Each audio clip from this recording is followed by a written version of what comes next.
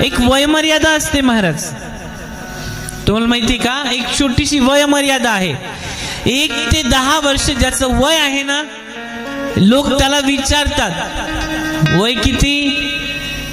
काय विचारतात? बाळा तुझं वय किती.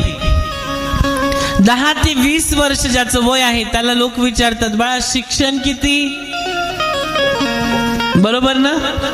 10 ते 20 मध्ये बाळा शिक्षण किती करतोस. 20 ते 30 च्या मध्ये ज्याचं वय आहे त्याला विचारतात बाळा कमाई किती. 30 ते 40 च्या ज्याचं वय आहे त्याला विचारतात मुलं किती. 40 ते 50 मध्ये विचारतात संपत्ती किती.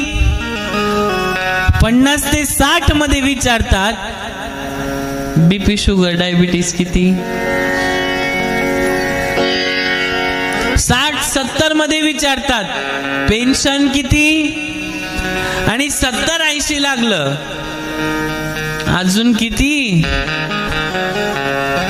बरोबर आहे की नाही महाराज? आयुष्याच्या वेगवेगळ्या वळणावर वेगवेगळे प्रश्न आहे आणि या सर्व प्रश्नांचं उत्तर एकच, ते म्हणजे ज्ञानोबा रायांचे विचार म्हणजे ज्ञानेश्वरी. या ज्ञानेश्वरीच्या माध्यमातून आपल्या जीवनात आपण तो सार उतरवला पाहिजे. म्हणून नेहमी लक्षात ठेवा, आपण नेहमी ग्रंथ चाळले पाहिजे.